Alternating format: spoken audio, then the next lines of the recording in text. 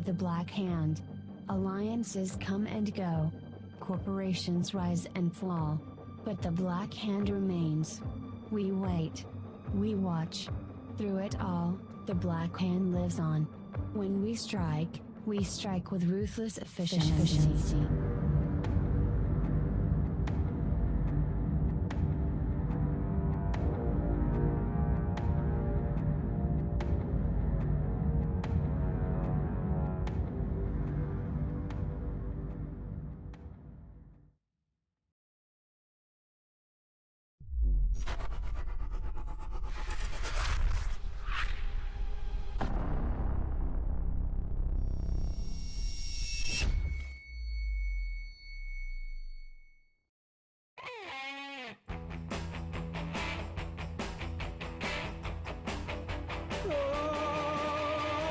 I'm back from Cloud Ring an hour ago. Killbots screamed throughout the night. On the way we came across a PL camp. Man, it was an awesome fight. I'm back in the Imperium. Yo, now how's my day up, boys? Back in the Imperium. Been on a fleet so long that I got 2 paddlings. Only asked FC 6 times. And Betty, I just got the ping for a cat league. Boss kill mail shall be mine. I'm back in the Imperium. You know, now how's my day up, boys? Back in the Imperium, back in the Imperium, back in the Imperium. Well, the good fights seem to come each night. This beast is ratting. And a big red boat's laid in a fleet tonight. Jump, don't jump on line to sun. Oh my god, if you jump, you're dead. Oh god damn it!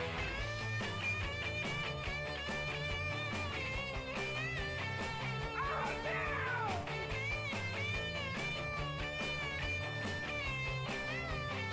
I'm back in the Imperium.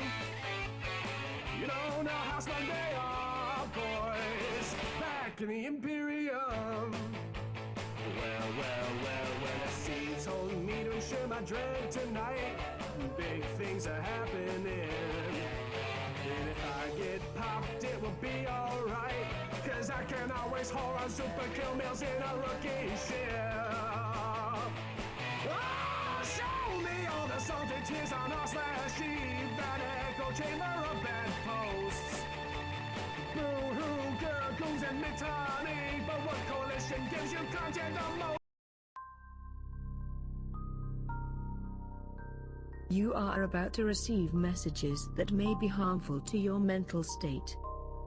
Your sense of reality will be questioned. Your view on things will be altered. You are now part of the meta. The meta controls everything. The meta determines what will and will not happen. You are watching The Meta Show.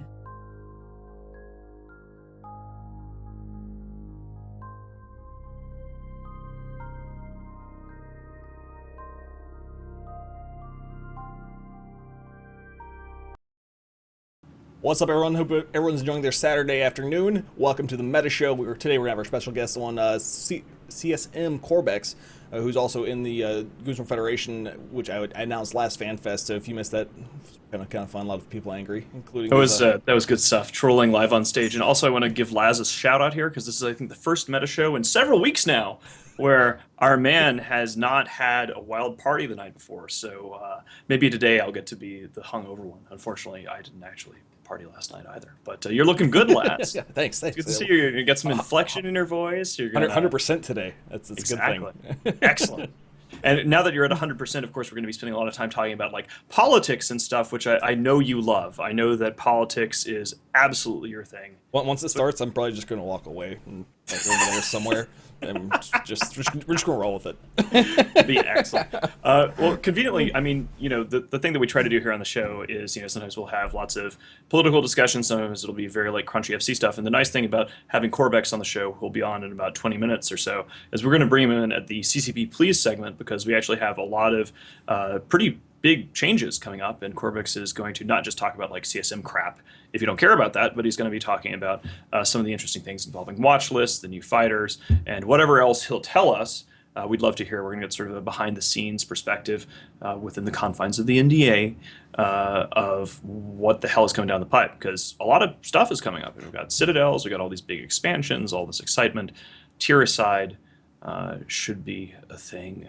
Yeah, the Tiericide changes are super, super awesome, which we went into depth last week about that. So if you haven't seen that, you can go back and look at the meta show from last week on our YouTube channel, which is TheMittaniTV on YouTube. So please check that out and subscribe to the channel. And we had to chop that thing together because we had lots of like weird stream issues of things just getting cut off. But but yeah, no, it's been interesting. So shall we go ahead and? I guess so. I guess we'll. Oh, actually, before we do that, I'll do. Mark, already clicked the button though. You already clicked the button. Already clicked the button. Jesus Christ, no. Man! Come on. No. Segue. This was an involuntary segue. Well, people can tell whether there's a segue that's legitimate or illegitimate, and if it's an illegitimate segue, it'll be rejected. Yeah, exactly. Well, what were you going to say before I press the button? Just okay. So a couple things going on just in terms of like community events and things like that. So I know that we've been telling everybody new navbar on the Mittani.com site. I'm pleased to say that on our dev site, we actually have it up and running. It's in QA, and hopefully inside of a couple of days, it will actually be live finally. We are shifting over from Drupal probably to WordPress because Drupal is impossible. So you're going to be seeing pings going out for people who know their way around WordPress and Drupal, WordPress front-end CSS stuff. And as usual, if you're interested in writing or streaming for us, when you see this ping go out, it'll probably be tomorrow during the Fireside Chat. If you're in the Imperium, then please come check it out. But I'm really excited to see that our devs have put this together and that we're finally there. Pretty cool stuff.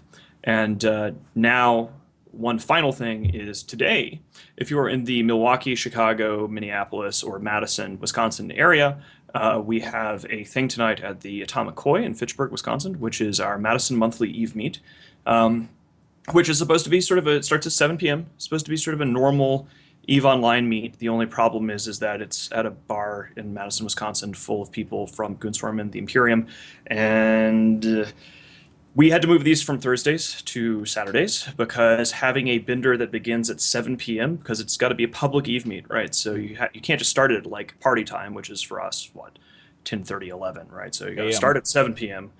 Bunch of Goons and Imperium folks in a bar in Wisconsin, 7 p.m. and these things would just go until 3 or 4 in the morning, and so Saturdays. But that means that people from other cities are welcome to join us, and as a pillar of the EVE Online community, it is my solemn duty to appear at the Atomic Koi at 7 p.m. In approximately 4 hours from now and proceed to turn everyone onto a wild hellbender, which will last for like 8 hours. So come on down, hold on to your hat, and we'll probably be at the Koi until 10:30 or so. By that point, we'll go to the next bar, and then at around 1, we'll be at a club, and then by 3, we'll be either at another club or at Burrito Drive 2. So we're up. So EVE Online, serious business. Okay, all right. Now. Nullsec. Guys, probably the biggest thing that's happened this week, probably Pandemic Horde moving into Okagaikan, which they currently live in Aquarius, which Aquarius is towards the south. It's right above Delph. And they've moved from Aquarius for a vacation, I guess is how they broadcasted it. They're going on vacation, more of a deployment to Okagaikan, and their main target is to help kill SMA. Is their whole goal is to put as much pressure as possible on SMA and hopefully make them fail Cascade, I think is what they actually said in their message. That's going to be interesting. I mean, I was reading on Crossing Zebras, which is, of course, has nothing to do with posting anti-Imperium propaganda all the time. Totally not. That this is just a follow-up on the fact that the leader of Pandemic Horde completely fooled us and sent us on a ruse cruise, which is why now they're coming back up here with this coalition of people and working together, because there never really was a coalition before, and we just got fooled. So... How was that cruise? It's good stuff. Was it a good cruise?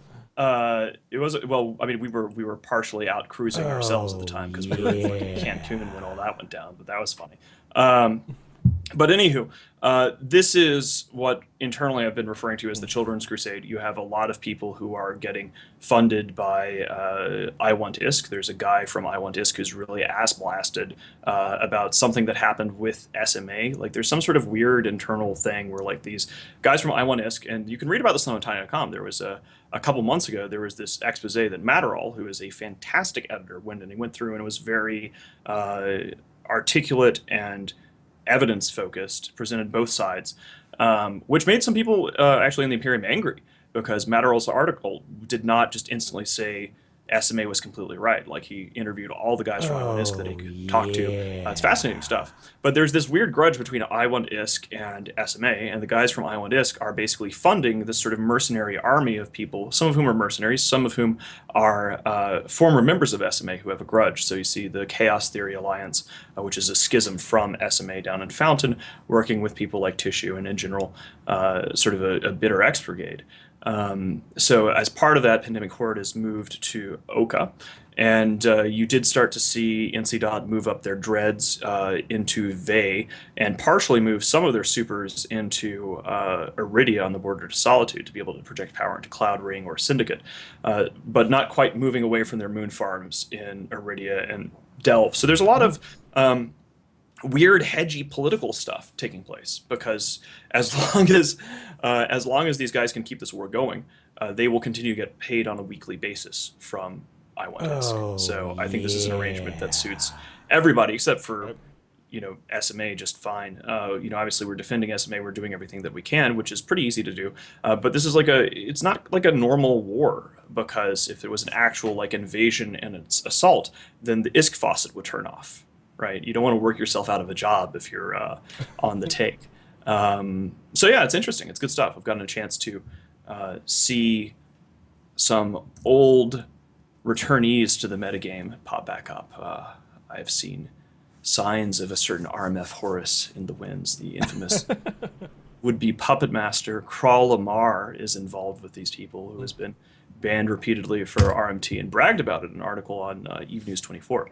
So it's kind of curious to see people rubbing shoulders with him because I'm not sure.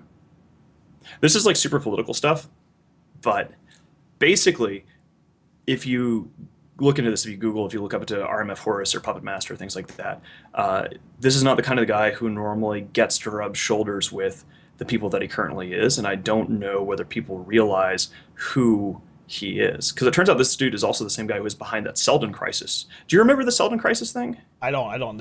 It's like a lot of that stuff, like the political metagames, I don't even pay attention to. Okay. So check this out.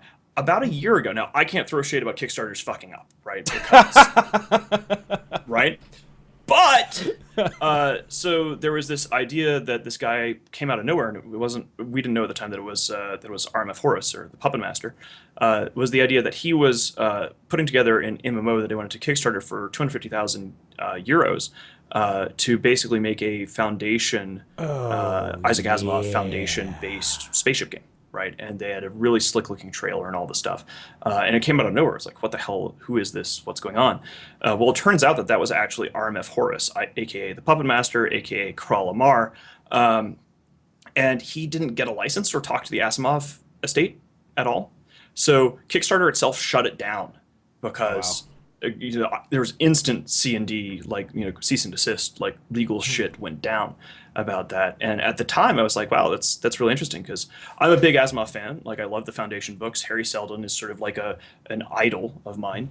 And then we found out when all this Children's Crusade, SMA, I Want ISK stuff kicked off that RMF Horus was involved, one. Two, that he was the guy behind the Selden Crisis and all that. And I was like, wow. So shit's getting interesting in the metagame in like a sort of a Jerry Springer train wreck kind of way. But it's good stuff. So when you're seeing all these moves taking place around the galaxy right now, and it doesn't add up, it's because there's a lot of like casino ISK and also possibly dirty ISK, because everything that RMF Horus touches is dirty. He's always bragged about being an RMTer, and you can just Google that and you'll see all these articles. He had a Botwalk Empire article that he wrote for Eve News 24 way back in the day, which you have to dig up in the Internet Archives. I think it's from like 2012, 2010, something or other. But it's good shit. And somebody's complaining about this being super boring, which is unfortunate. So you need to understand, if you're in the Imperium, I don't know whether you are or not, if you're not in the Imperium, then whatever, when it comes to this, why these people are doing what they're doing and what their motives are and who the personalities are, because personalities are things that really motivate much of the shit that happens in EVE Online. Okay, but we're going to take the whining under advisement.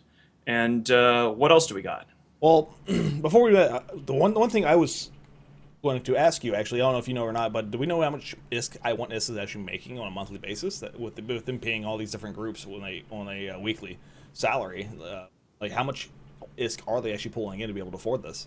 Well, people lie about this sort of stuff, right? But we do know from some of the information that we were able to acquire through the Black Hand that they are funneling out at least 600 billion or more ISK a month into this Children's Crusade to various entities. So like Snuffbox is getting 120 billion ISK a week, right? So it is a ton of ISK, which implies that, I mean, the reason why gambling sites are interesting is that gambling sites have two functions, right? One, the official function is that they leverage people's gambling addiction, such that essentially the people who are playing gambling sites have nothing to do with EVE Online. A lot of times, we found this out with like Somer Blink and running our own gambling site, is that people will Plex. They will take their real money, they will buy ISK with Plex and then gamble with it. Because if you're a gambling addict, and again, it's the people who are at the thin end of the wedge, at the far end out there, where you make the most money from, the problem gamblers. And those guys, it's an addiction. They can't control it, neurologically speaking. So it's just this funnel of ISK. It is so much goddamn ISK, it blows your mind.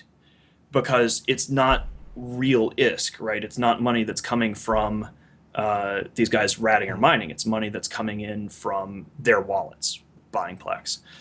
So it's been theorized that a good gambling site can be pulling in upwards of 5 trillion or more a month. And that's hard to verify. And that comes to the second reason for a gambling site existing. The hidden reason, and it's not something that a gambling site owner intends, is that casinos in the real world and in the internet world are a way for you to launder money. Right?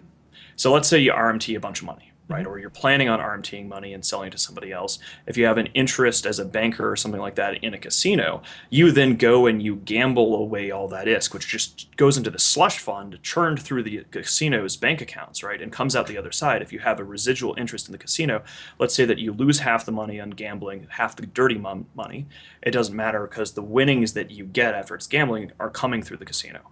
You take dirty ISK, gamble it, the stuff you win is suddenly clean because it came from the casino, and especially if you have an interest in the back end of the casino, i.e. if you're in cahoots with them, then you lose money, which is dirty, to the casino, which is actually you and your partners, and everybody is off to the races.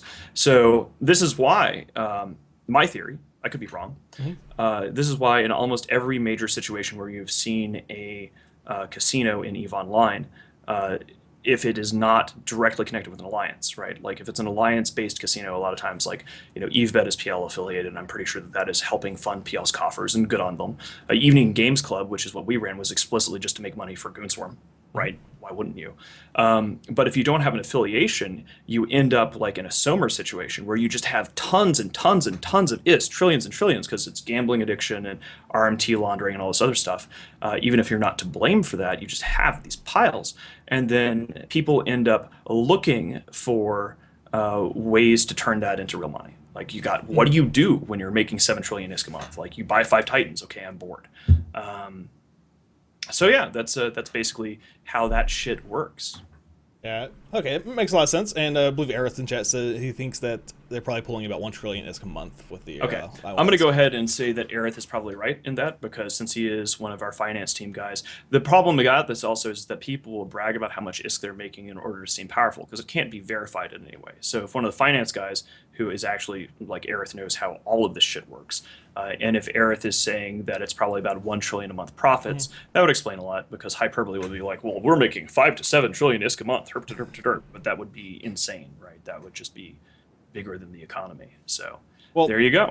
I guess also only thing really else that I wanted to throw out there for the nullsec hour, which is actually in highsec, some of our Karma Fleet newbies went into highsec and interrupted some incursion runners, which incursions guys typically in highsec are as the safest as you can make. unless this happens, you get smart bombed by 5 characters in Apocalypse and lose your what 5 billion battleships per battleship. Jesus. So quick shout out to those guys in Karma Fleet who did that. It was I saw it this morning and it was hilarious. Yeah, Laz has dropped the link in chat here, and that is ridiculous. So as usual, Karma Fleet is not. We don't say Karma Fleet is recruiting, but Karma Fleet can be recruiting if they so choose. And a lot of the amazing intro, which by the way, our pre-roll was fantastic today. I loved the pre-roll. Like this is the first time we actually saw the pre-TMC show intro, and it's new. Marconius and his crew are responsible for it, along with you saw a lot of the greatest hits from the Ministry of Truth. We love the Ministry of Truth. Semahail and his boys of propaganda artists. So that is pretty cool. Speaking of Aerith, by the way, you're triggering him, and he needs you to shift more towards the center of your camera.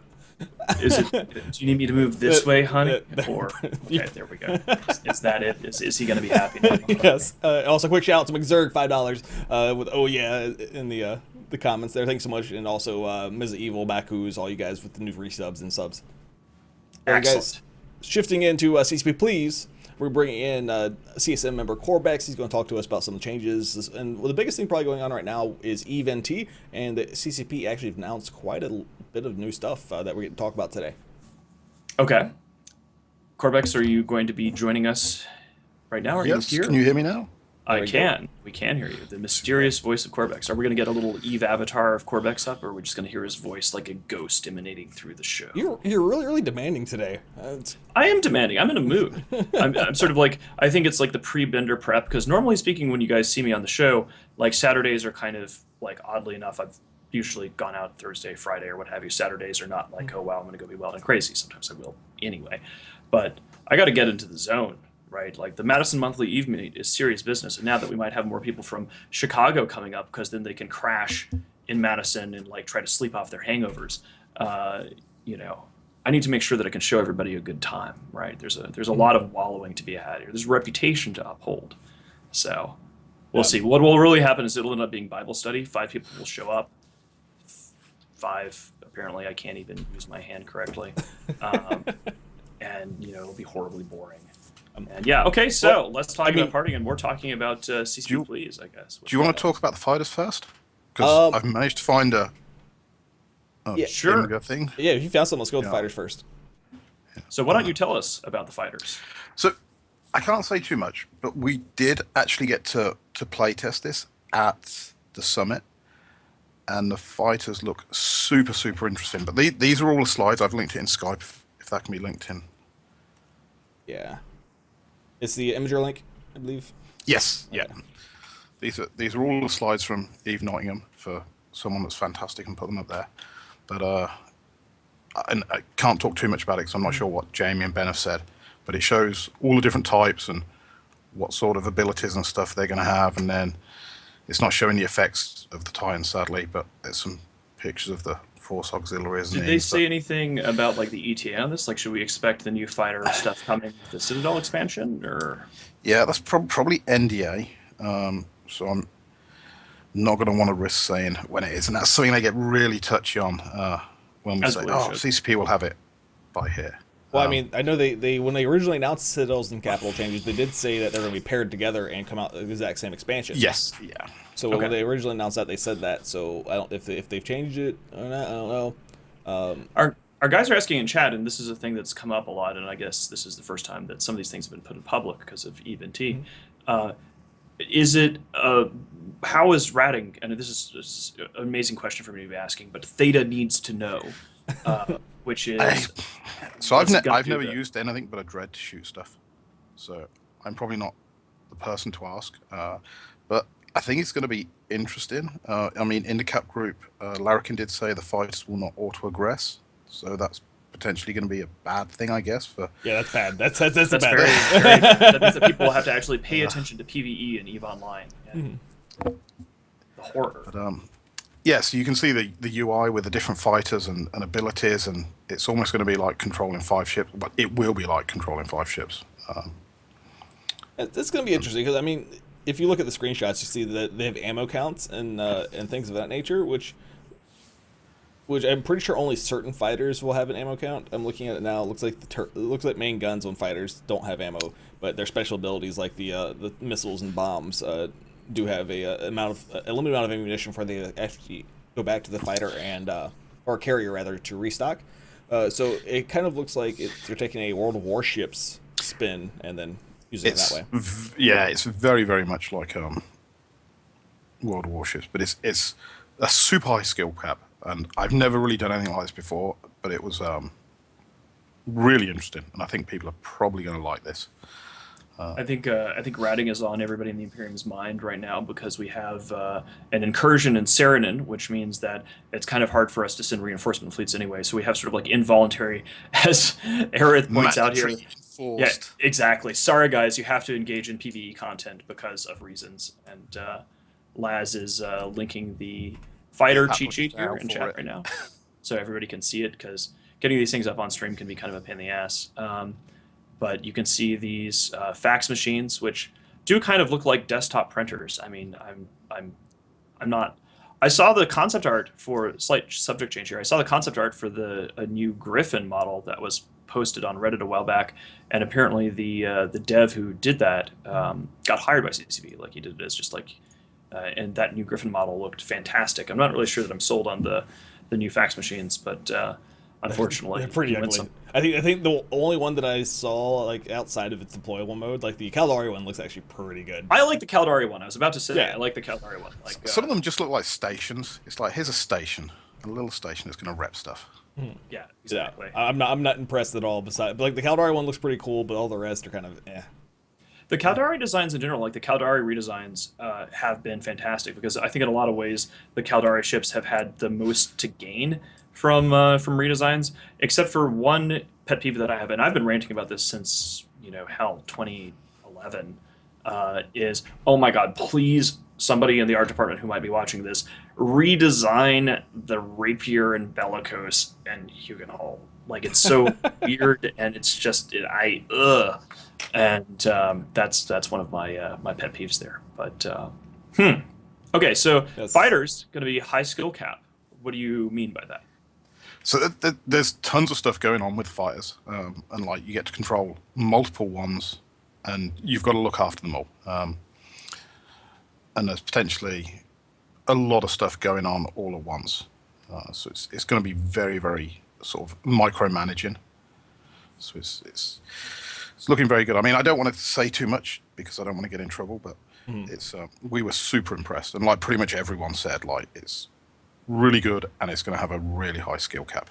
Yeah, some of the things I've read was that I hope you're a Korean StarCraft professional player. That way you can use carriers to the full extent. Yeah, like your APM is going to actually matter in this. That's going to be interesting because like that's you don't really have like Twitch gameplay like that in EVE Online in general. So having that shifted, I wonder how well that's going to work in tie-dye. But I suppose if they're planning it to work on EVE Online, that means they've got to code it through filter tie-dye. Is the team making this the same team? I mean, it's just the Caps team in general is the same team that's doing. Yes, this is Larrikin and his crew. Excellent. Yeah, and Master Plan, Lebowski. Yeah, Master Plan is absolutely awesome. ace. Larrikin is ace. I don't know Lebowski, but Master Plan, of course, is one of the tag team duo of coding hotshots who coded tie-dye in the first place, along with doing a lot of work on Brain in the Box, I believe. So he is ace. Awesome. Scott Sin asked, when is logistical capital scheduled to roll out? The fax machine, pretty sure is supposed to come with the actual capital ship overhaul, so you won't see that probably till with Citadels or maybe after Citadels. So one of the things I want to ask about while we're talking about caps in general, we have, I guess we can talk about the Cone Doomsday, but before we get there, because talking about Doomsdays involves talking about Titans, and talking about Titans always inevitably devolves into discussions of Rocket X scampering around the galaxy and ganking the crap out of random idiots in Losec who make the foolish mistake of logging on one of their supers or Titans in a place and trying to move them. Exactly. And so the big news that hit today is this screenshot, which Laz can put into the chat, I guess, or I can. I got it. Okay, you got this. I got this. You're not hungover today, so you can actually you can copy and paste stuff. Awesome, which means I can keep running my mouth. But yeah, they're getting rid of a watch list in the sense that now watch lists have become increasingly automated. Lucia Denard coded a fantastic tool called Watchlist.me, I believe, which allows you to scale offline and sort and share watch lists. I'm not sure in the whole feature set, but basically now CCP is changing it such that you will only be able to see somebody come online on your watch list if they have you there. So the way it works right now, for those of you who aren't part of like the super capital metagame crap, is whenever anybody in EVE logs on to super capital, it pops up on the watch list of 1 million people across the galaxy, some of whom specifically use the online marker to then hunt down and set traps for these guys. So big game hunters, basically. And it's also how you tell when super capital fleets are getting moved on. People would do watch list spoofing. That's another metagame thing that will go away, where when you want to bluff or scare somebody with your super caps, which used to be more of a problem before Phoebe. Like this would happen every time in the pre-Phoebe EVE Online, where every major super capital fleet would see that there is a fight happening on the other side of the galaxy, and you in theory could get there, but just to fuck with people, you would have all your dudes log on. And then, you'd be able to see through your spies or whatever. People are like, oh my God, we can't escalate, or we can't do this because like PL logged on their fleet, or the Imperium logged on their fleet. And there was this fear of this massive blob trotting across the galaxy and intervening. And it was just people logging on to go, screw you. So that's also going to go away. That's another aspect of the meta that will change with this. Corbexx, what can you tell us about like this? Like, this is the first I heard of this, so I'm surprised and impressed. It's been spoke about a fair bit on and off for the last few months, but it seems to have become a lot more of a problem with the automated stuff and the Crest endpoints and things. And I think it's the following trend of they're just not keen on free intel where you don't really have to work on it. And we've seen it a few times in W space where they remove the jumps, so you can't see like how many jumps have been done from wormhole to wormhole. Then they did it with the Sleeper API. And now they're doing it with this because it is used a lot in wormholes as well to sort of like see how many people are online. You can work out exactly how much of a fleet you've got, and again with the capitals. And I think it's just one of these things that they're following on, and they just don't want free intel. So it's probably going to go. Because they're talking about no free intel, and I think they're talking about maybe doing something with local, where with the new Citadels and adding new modules to the game, where they kind of give you like scan arrays and stuff like that to help give you better intel in like your own local space. So I wonder if they're going to eventually maybe put some sort of time delay on when people show up in local to help like roaming. I hope so. I mean, the SensorNet, that kind of gameplay is something that we've talked about a lot over the years because it's been a proposal that's been bandied about in EVE from CCP, CSM, other people for a while. Is one good way to answer the question of how do you differentiate NPC nullsec from SOV nullsec would be if you have essentially sensor nets and recon upgrades. So the way that this would be is you install an iHub upgrade, and now CCP has added a lot of the code base for on and off switch for iHub upgrades, making it more streamlined, where essentially in SovNull you have upgrades that allow you to see instant local, that allow you to have alerts pinged possibly. So for example, one thing you could do is you get instant local back if you have a sensor upgrade. And if you're in NPC null, there's no sensors out there, and so you don't actually get to see local unless somebody talks, like in WSpace.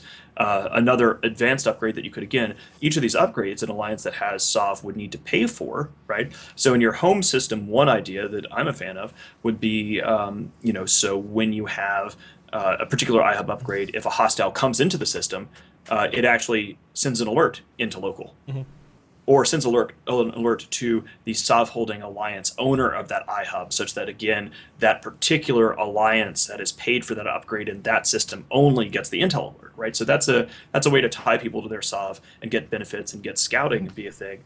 And then, some people who hate AFK cloaking will say you should have an upgrade that allows you to, have cloaks not last more than 60 seconds at a time or something like that. But there's a lot of ways that you could add sensor nets to iHubs in a way to add a little bit more uniqueness into nullsec besides just increasing the amount of ISK you get, right? Because that's under the current system, that's all you can really say is like make it more valuable to take and hold space. But with sensor nets, that would be huge. So hopefully this free intel, no free intel direction that CCP is going into, which is awesome, A+, I love it, will let us see sensor nets, because I love that. I mean, the thing is, though, most super capital pilots already have all the other hostile super cap pilots on their watch list. So when this rolls out, then most super caps are still going to have everyone showing up green. So like all my super capital pilots have a full address book of nothing but hostile super caps. That way, if I'm FCing for my super, I know when there's a spike. So I'm still going to be able to see that, because anyone with pre-existing lists, unless they're going to completely wipe out your address book in the process, you're going to already have. Minxie has a very good question here.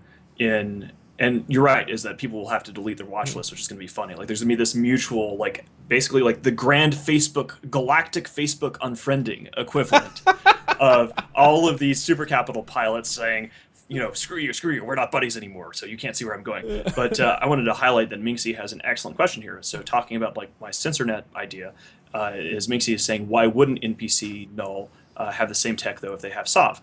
And if you key the bonus from the iHub to the owning alliance, which is paying the bill, then it would imply that the NPCs have the SOV, and that the NPCs and the Serpentis or what have you are in fact getting the details from their sensor array. But because players who are there are not members of the Garistas or the Serpentis or what have you, that they would not be hooked up to the sensor net, right? So you as an alliance pay for the sensor net. You as an alliance benefit from the intel that you pay for, that you get from the sensor net. Your intel becomes a strategic objective that can be fought over.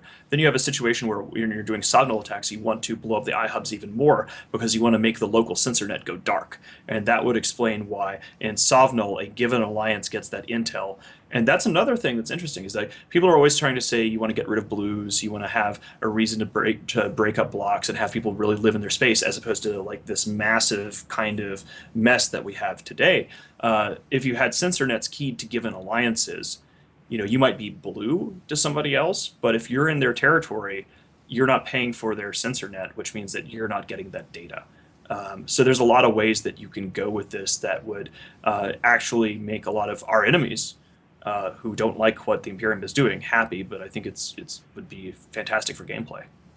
So anyway, that's my little soapbox. So we should probably talk about stuff that actually is real in the game, and get back to Corbexx. I want to talk about the Cone Doomsday real quick. We haven't gotten to that yet.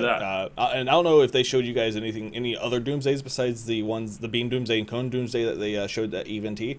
Like, have you guys seen anything new, Corbexx? No, we've just seen them, but they do look really good as well. Yeah, so I'm gonna drop this into the chat, guys. And this Doomsday actually looks super awesome. Where it's what basically the Cone Doomsday is it's a shotgun effect. So I think it's like a limited range shotgun effect of your Titan Doomsday.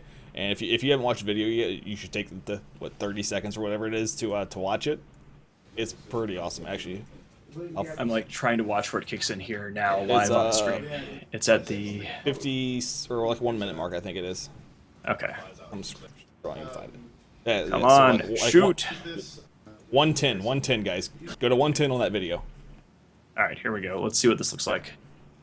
That's interesting, because you're starting to see some of the area effect tools in this video, so I'm guessing that this is kind of like the fighter management, like you're starting to see. Oh, wow. That is really cool. I know that there are a lot of people who are scared about cap changes in general, but one of the things that's always been impressive to me, man, that is nice. That is really good. You should be watching this yourself if you're not. One of the things about this that gives me faith is, you know, Larrikin is a Dark Razor from back in the day, and he was in Van Diemen's Demise and NC. Which is now in PL, and he's an old school hardcore block warfare FC who knows how all this stuff works, and he is there.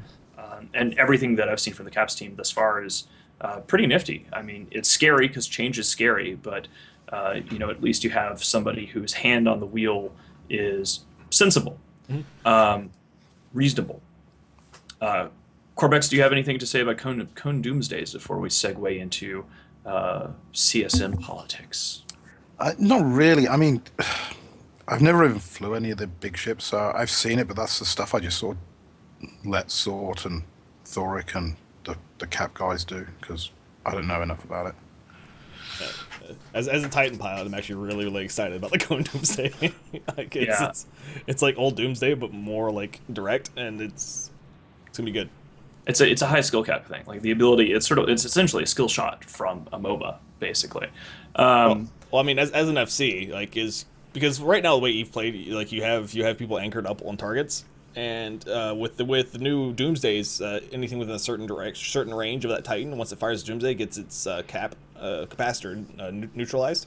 So what you do is you have the hostile fleet in the center. You drop one Titan on one side and one Titan on the other side, and then you just both go in with Doomsdays. And I'm actually really that excited. Should be really cool. Broadside. Unfortunately, we have Aerith, who is our secret master. Aerith, of course, is one of the infamous secret shareholders of TheMittani.com. And so when Aerith is in chat and says that we need to do a thing, he pulls our strings. And Aerith says that it's now time for Corbexx to sack up and start slinging some dirt, which is, I think, his subtle way of saying that we should segue into the CSM. Are you ready, Corbexx? Yeah. So the summit has been really interesting. Now, obviously, we had Scion's blog go up, which ruffled a few feathers. Babies. Sugar Kyle's blog went up a few days later. Now, Scion was literally worse than Hitler. Sugar mentioned pretty much the same thing, was literally the hero, which I find really interesting. Interesting. That's a rant topic, but I'm not going to interrupt you about that. I've meant to get that link for the show today because that was a really good article by Sugar. So there's a ton of things to touch on with the article. So let me give people an intro first, because actually we just launched into this because we know what the hell we're talking about this, but a lot of our viewers have no clue what's going on. So just a broad frame. The CSM Summit just finished. There was a tremendous amount of scandal in the lead up to it. In fact, there was a sort of a handover in leadership. The CSM coordinator, CCP Lilu, who had been the topic of several meta shows with the no scions rule, was reassigned to different areas of the company, and now CCP Guard and CCP Logibro are managing the CSM, and then the CSM Summit happened this last week. So if Laz has already found, and Laz, can you also find the Scion article, and so people in chat can compare them. So in the process of this, as the summit began, Scion published an article saying why he was boycotting the summit, and he listed all of his reasons, and actually there were a whole bunch of support from, in the comments, if you see on TheMittani.com, from reasonable sound people who are not normally on the side of Goonswarm, basically.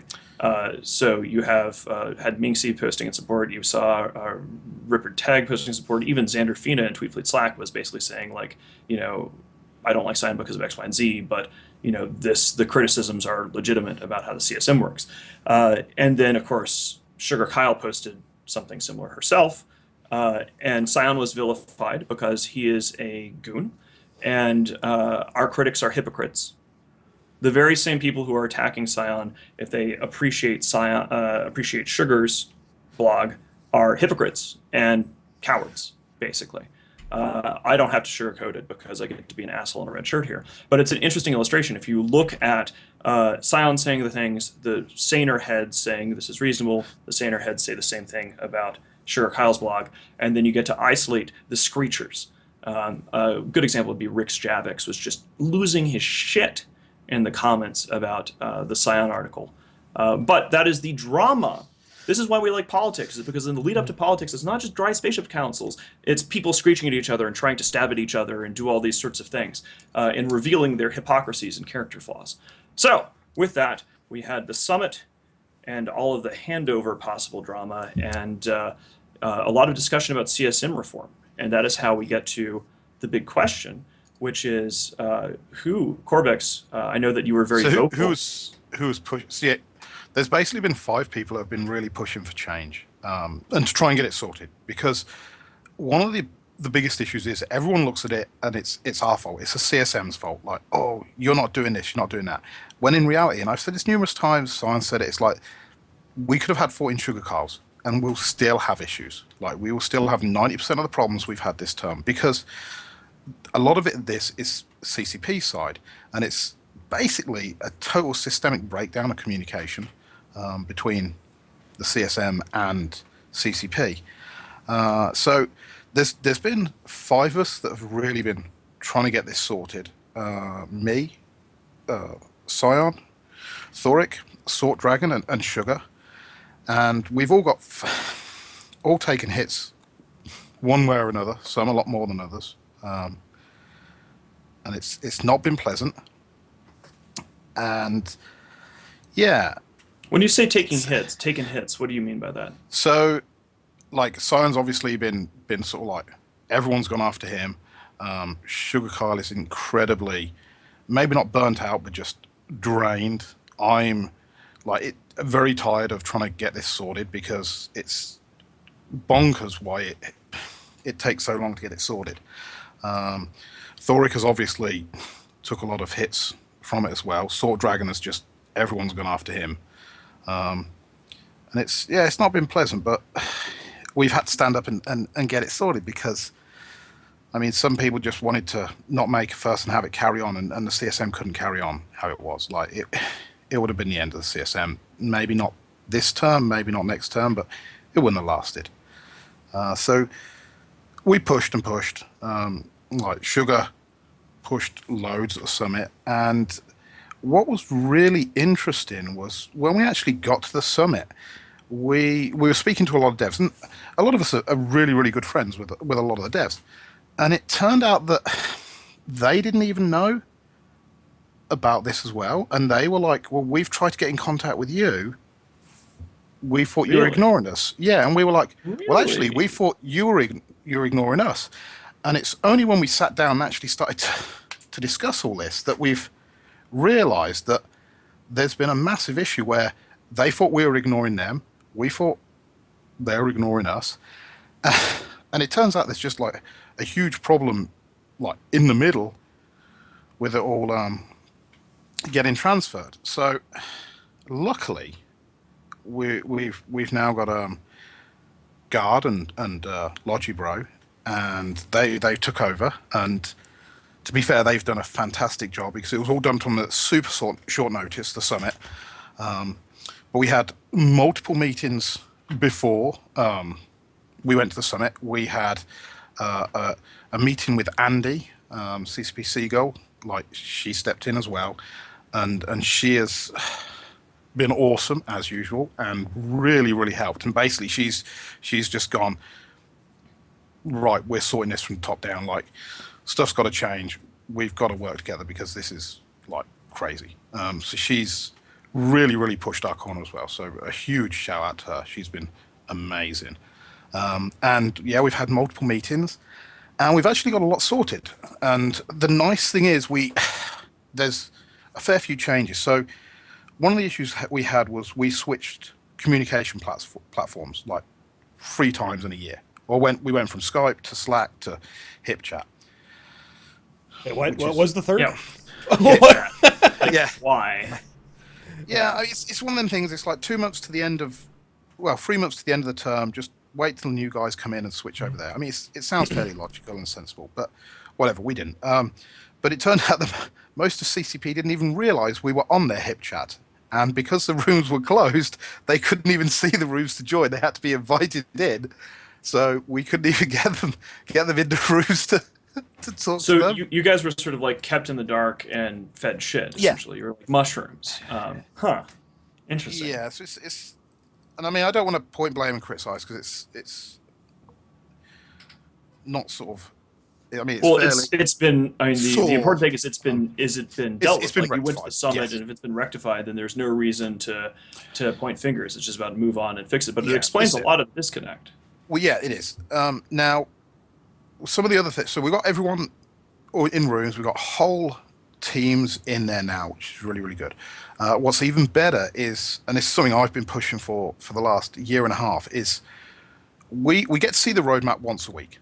And when we see the roadmap, it's basically like a couple words and a little sentence. It's like scanning. And that's it. It's like, oh, I wonder what they're doing with scanning. And then you've got to hunt down people and find out. And it can be a real pain in the arse to do that. So now what I've been pushing for is to have a meeting every release cycle, because one of the issues is we do struggle with the release cycle. It's a lot faster now. And the summits were based around the 2 release cycles a year when you're on the CSM. And it's no longer like that. So we've struggled keeping up. But yeah, we've now going to have sort of release cycle meetings with basically the production team, all the leaders of the teams. So we're going to get to meet all of the sort of team leaders, and they're going to be able to tell us exactly what their teams are working on. We'll be able to ask questions, and we'll have a much better heads up and know stuff in advance and not find it off Reddit. when it comes out. And not only that, we've also got a channel with them all. So if we need to speak to a certain individual or find out who's doing the relevant thing, we can just ask in there, and they'll be able to say, oh, that's so-and-so from my team, and put us directly in contact. So that's really good. We're going to be having probably monthly meetings with Andy. So that's, again, another big step. We've also, one of the issues we've had is the CSM falls into a strange area where, although we're volunteers, we don't have any oversight, and there's no real like hierarchy on who we should go to if we have problems. So there's now been a proper command structure set up, so we know how to escalate things if we do have issues in the future, which should cut down on a lot of the stuff we've had this term. And the same goes the other way, because, I mean, there has been a couple CSM that have been about as useful as a chocolate teapot. Okay, so there's a couple of things that, I mean, one of the things that I do feel comfortable talking about here, like in general, if the problem has been sorted out, things are improving and communications have been, channels have been restored. That was not a problem when I was in the CSM, because we had a Skype channel and we had direct communications and we knew where to escalate to. That was, of course, back in the day of Zagan and Diagras. However, this illustrates something. So I don't want to throw shade if the problem has been solved, and that is all good news. However, there are some people who we can throw shade at, and we can totally do it in a justified way and illustrate an important point, which is the bootlickers and the sycophants who we saw over the period of the last few weeks crying and screeching and pointing fingers at Scion and saying, how dare you? You should have faith in the system, and how dare you question, how dare you speak out. The fact that people spoke out here, and the fact that there were 5 members of the CSM who are willing to take all these hits, is the reason why this was solved, because they did not stay in a box. They did not allow a communications gap to remain. They went around it. And there are many people, many of whom we have seen in our chat, in TweetFleet Slack, many CSMs who try to say that they are older and that they are wiser and that they are mature have been exposed by this truth to be cowards, to be lazy, to be concerned only about their access. And they've been enabled by an awful lot of people who are saying, oh, well, there's an authority and I'm a naive literalist, and so everything that is there is perfectly fine, and the only reason why you're speaking out is because you're affiliated with Goonswarm in some obscure way. So basically, everyone who was involved on that side of the aisle in terms of trying to quiet Scion or Sugar or yourself or Sword Dragon or Thoric, every one of you who said that everything is fine and we should just sit quietly and things will get better, you should be ashamed of yourself. So you should feel bad. So there's a couple interesting things here as well, and one of them is really funny, which we'll get to in a minute, but it should be noted that all the Imperium people stood up and took action. So yeah, yes. Shocking. But the other really funny thing, which comes back to what you were saying, and you've met Sugar, so you'll know, but like when she gets angry, it is fucking hilarious. And it comes out the blue, and no one expects it because she's such a nice person. And she's got so like all principles with her. And she was talking and basically saying, look, this needs to get sorted out. We need to get this sorted out. And yes, we're turning it around, but until we see action, yeah, we still need to keep talking about it. And it was like, oh, but like, oh, you're still bringing it up, and oh, we should just let it lie. Don't rock the boat. Everything's wonderful. This is where it got really funny. And Sugar just turned around to this person and said, if you don't like me listening to me say this, you're more than welcome to leave the room and stand outside till I've finished. And then she just went back on to doing it. And it was just like, oh my God. And like, I could Kyle see it getting really awesome. hit. It was just like, I would never want to be on the wrong side of that. Well, I mean, isn't Sugar Kyle also a police officer, like IRL? She's yeah. I have a very firm policy of if Sugar Kyle says that I am wrong about something, then I am wrong, and I do not argue. She's also an amazing judgment of character as well. Yes, exactly. She is a very good judge of character. But no, and I think that this is all sort of a teachable moment. That's a nice way of saying a teachable moment is a nice way of saying me pointing fingers at people who were wrong and calling them out on live TV as being wrong and pathetic and weak and spineless and a part of the problem. This obedience to authority and the idea that somebody is in authority over you, even when there is evidence against that you want to hold your own personal validation and thus betray the interests of your constituents. If you are on the CSM and you have been elected by certain people to represent their interests or the interests of the community as a whole, and your attitude is to sit down and shut up and not rock the boat when the boat is fucking sinking, you are not merely weak, you are also betraying the interests of the people who voted for you, usually while proudly getting up there and acting like you know better and that you're all self-righteous because you're not like Scion who says mean words and he should just be quiet and obedient. Anyway, they were all wrong. This has been revealed that they were weak and stupid and cowards. And I'm glad that there is open communication and that the amount of discussion about this that has happened through media channels, through blogs, and through the relentless efforts of these 5 CSMs. Out of the, how many CSMs are there? 14 CSMs on the current? 13 now. So you can take those 5 names, and we can talk about this in Tweetfleet Slack where people don't really like hard truths in the CSM channel. You can take those 5 names, and then you could subtract them from the list, and then you'll find everybody who wanted to be meek and obedient and lick boots and not make a stink about the fact that their voters, their constituents, were not getting their story told and heard. And we shouldn't have this now. It's beautiful. Because we have got, hopefully, better oversight. Now, the one thing I will say is we did have similar issues to this last summit where we left on a very positive note and hopefully stuff was going to change. It didn't. I do feel a lot more confident this time. Andy, like Guard, Ben, they all are amazing people, so I've got, like, very optimistic. But I still...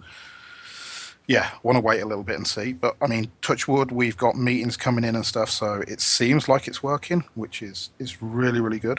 The lesson, and this is the thing that unfortunately has been forgotten by past CSMs because, we knew this going into CSM 6. The reason why CSM 6 was so brutally effective to the point that they changed the voting structure to try to, keep away from things being so united is that you have to, in political advocacy, and CSM is political advocacy, that is what it is, you have to leverage attention. You have to leverage a spotlight, and part of that spotlight is blogging, and when people cry that you should stop blogging, keeping doing it, talking openly in interviews like we are doing now, and not caring when people cry that you shouldn't do it. Because when you are, as the CSM was, held in the dark and fed shit, and if their devs on the CCP side did not know that this was taking place, the only way that the devs will notice that there is something going wrong with the CSM is outside of CSM channels, blogs, Twitch, anything else that you can, fireside chats, what have you.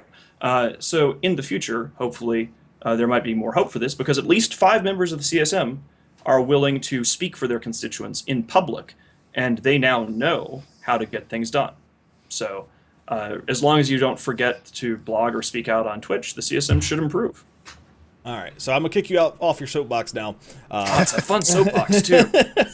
Having so much fun. It's good. We got about a minute left of the show, guys. Before coming up is the boat show, and we're gonna need to do our giveaways. Haven't done them yet. If you haven't typed in chat, guys, please type in chat. If you aren't following the stream, you cannot win. Give away 3 pirate rookie ships. Given to us by CCP, so thanks CCP for that. Also, thanks Corbexx for coming on today. You actually no problem. Brought a lot of light to something we haven't heard about from Scion and Thoric in the past couple of weeks. So. No, well, I mean, this is stuff we found out recently, and to be fair, it's looking a lot better now. But well, Guard and Logibro are both solid hands, and it explains a lot. If a lot of the devs and Andy and them simply didn't know that this was happening, and now that everybody is aware, this should not happen again. And you 5 noble warriors on the CSM will not be quiet and obedient and bootlickers if things go wrong, and we can at least have faith in those 5. So. Excellent. And now we're going to do some giveaways. Make it rain on the boys. And also, guys, next week we'll be having Aerith on, CSM, primary CSM candidate for the for Goonsworld Federation and the Imperium. Aerith be coming on, joining us next week, and I believe we had that. We might have. I think we're having Zenuria. So should be an interesting couple weeks there. Good stuff. All right. And also, you have about 3 hours or so, probably maybe 4 or 5 hours to get your asses to the Atomic Koi at Fitchburg in glorious Wisconsin. in order to go on a Hellbender, because I feel feisty today. We've got all this. I didn't expect to get just this dose of vindication. Like Corbexx is going to come on, and he's not going to have his webcam. And shut up! We'll Damn it! about CSMX I can do stuff. giveaways. We're out of time. Giveaways. Asshole! Damn! Yeah. That's right. Z Red Z Line, you won first ship, buddy. And next up, Andy Pope, you won. Thanks so much for the subscription and support. And then third is Seabass SA. Also, thanks for subscription and support, Seabass, our boy. So always rigged, is always rigged all the time. Thanks again to Corbexx. And I'm not going to quit talking because then I'm going to start talking again. The Mo Show's coming up next. Thanks to CCP. See you guys next Saturday. We're out. Peace out. Shut up.